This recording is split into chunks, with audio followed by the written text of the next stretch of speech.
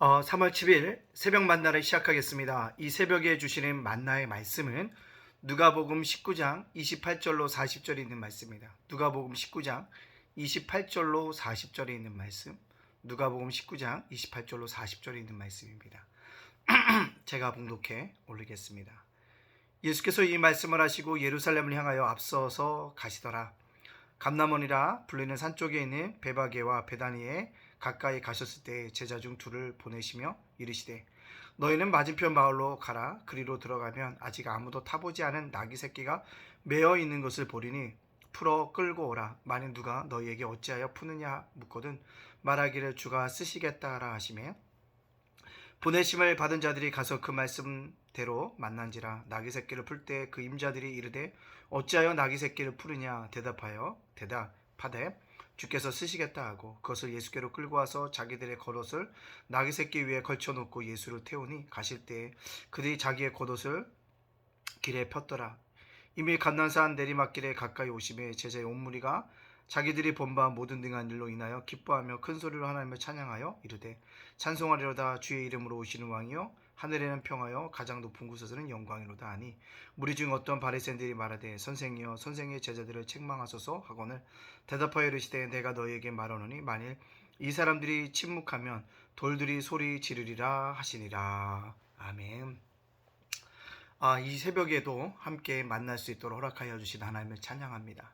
그리고 오늘도 함께 영상으로 기도할 수 있도록 허락하여 주신 또한 만남을 허락하신 여러분들 주의 이름으로 축복합니다.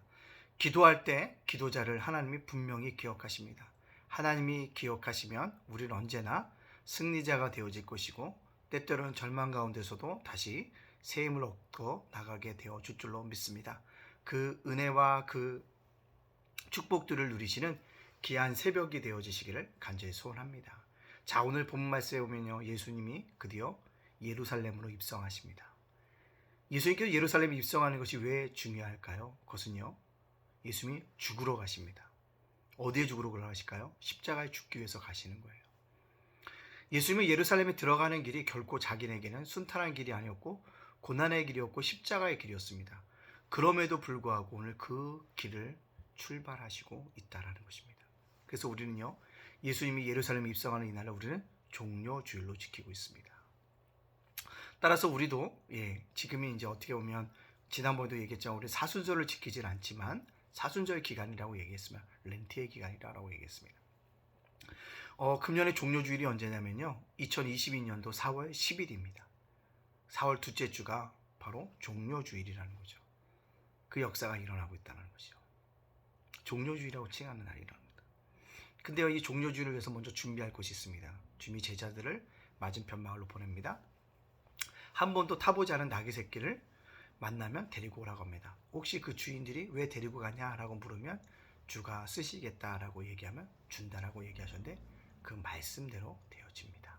주가 쓰시겠다. 그것의 모든 것이 함축되어져 있다는 것을 볼 수 있습니다. 내어드렸고 그들이 하나님의 주권을 인정하는 역사들을 경험하게 되어짐을 볼 수가 있습니다.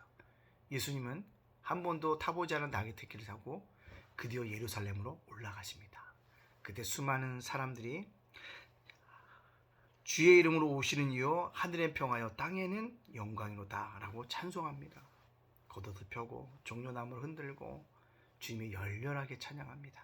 근데 안타까운 것은요, 그들이 예루살렘에 입성할 때 주님을 그렇게 열렬하게 찬양했지만 주님이 십자가에 죽기 전에 고난받을 때 빌라도의 재판정 앞에서는 그를 십자가에 못 박으라, 예수님을 십자가에 못 박으라고 강력하게 이야기하고 예수님이 결국 십자가에 돌아가시는 그런 계기가 마련되어진다는 것을 볼 수 있습니다. 오늘 예수님의 이런 입성은요, 우리를 향하신 하나님의 구원의 계획이 이제 막바지에 이르렀음을 보여주시는 거고요. 하나님의 섭리가 이제는 온 인류를 향해서 펼쳐질 그날을 바라보고 있다는 것입니다. 자, 이런 종료주의를 통해서 우리들에게 주시는 오늘 말씀을 우리에게 적용시켜 보면 무엇일까요? 주가 쓰시겠다라는 말 한마디에 나귀 새끼 임자는 아무 소리하고 내어주더라는 것입니다. 우리도 주님이 쓰시겠다고 한다면 내어줄 준비를 해야 한다는 것입니다. 그것은 뭘까요? 내 생각과 내 뜻과 내가 이해가 없다 할지라도 그 말을 들을 때 순종해야 한다는 것입니다. 어제도 설교했습니다. 우리가 환경에 매이지 말고 말씀에 매이자고 말씀드렸습니다. 우리가 말씀에 매여야 한다는 겁니다. 말씀에 매인다는 것은 결국 순종이라는 것입니다.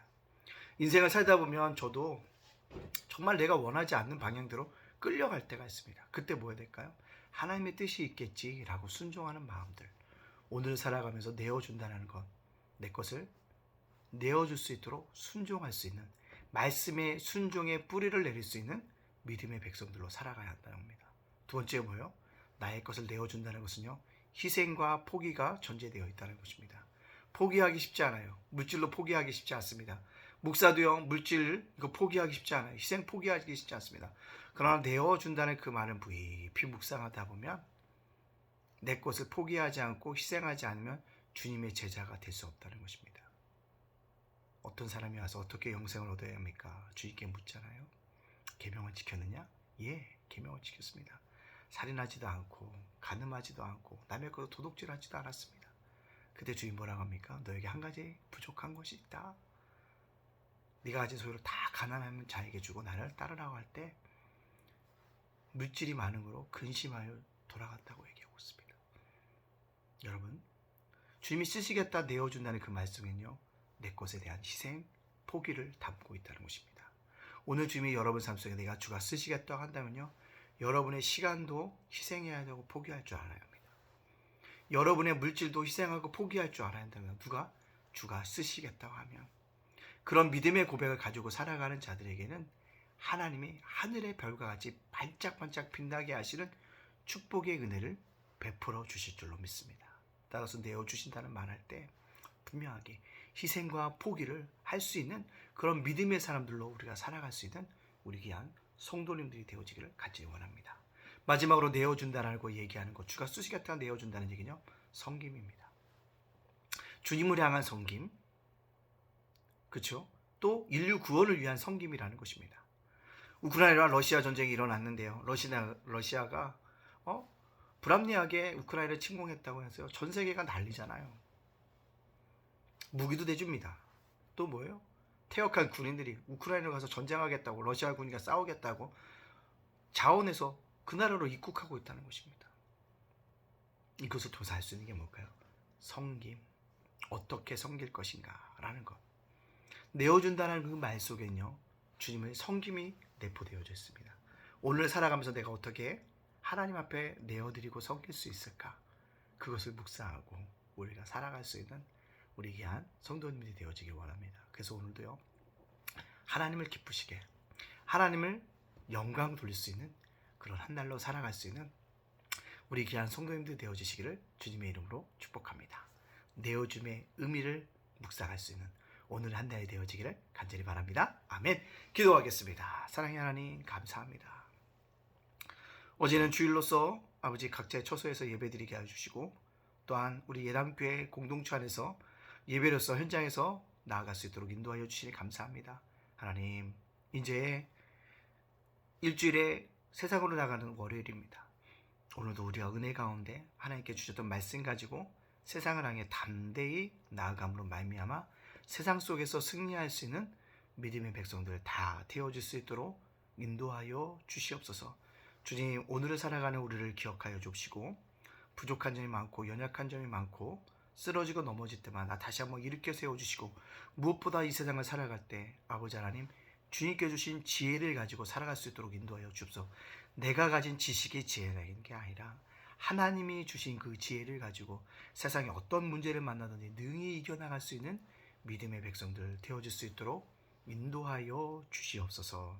주님, 오늘도 겸손하게 살아가기를 원합니다. 특별히 오늘도 나귀 새끼를 내어주는 그 주인들의 모습들을 보면서 나도 주님이 쓰시겠다고 할 때 내어드릴 수 있도록 인도하여 주시옵소서. 순종의 삶입니다. 말씀에 순종하게 해주시고, 이해가 되지 않도록 순종할 수 있도록 인도해 주시고, 내가 가진 것들을 희생하고 포기할 수 있도록 인도해 주시고, 성교할 수 있도록 인도해 주시고, 내어줌의 의미를 나도 적용하며 살아갈 수 있도록 인도하여 주시옵소서. 주님, 코로나가 아버지 이제 많이 아버지 더욱더 아버지 위력을 떨치고 있는데 속히 잠잠해질 수 있도록 인도해 주시고, 확진자들 어려움 당하지 않도록 건강히 회복되게 해주시고, 아버지 의료진들 공무원들에게도 함께하여 주시옵소서. 무엇보다 우크라이나와 러시아의 전쟁이 속히 포속이 잠잠해지게 해주시고 평화가 임하여 주도록 인도해주고 더 이상 확전되지 않도록 축복하여 주시옵소서. 3월 9일날 대통령 선거가 있습니다. 합당한 자가 세워지는 은혜가 있게 하여 주시옵소서. 예담교회 하나님을 기쁘시는 교회로 하나님께 영광 돌리는 교회로 아버지 하나님 땅끝까지 이르러서 증인된 교회로서 다음 세대를 세우는 교회로서 영광 돌려 나갈 수 있도록 인도하여 주시고 무엇보다 예담제가 복지센터를 통해서 수급자 어르신들과 요양보호사 섬기는데 부족한 점이 없도록 하시고 예담 작은 도서관 사역에 함께하여 주시옵소서. 오늘을 살아가 우리 성도들 건강 지켜주시고 세상의 지혜가 아니라 하나님이 주신 지혜로 넉넉하게 살아갈 수 있도록 인도하여 주시옵소서. 자녀들도 가정도 생업가일도도 사업자도 굳건하게 붙잡아 주시옵소서. 윤수일 목사님과 우리 이재성 사모님 예찬이 예진이를 붙잡아 주시옵소서. 모든 영광 하나님께 돌려오며 예수님의 이름으로 축복하며 기도합니다. 아멘.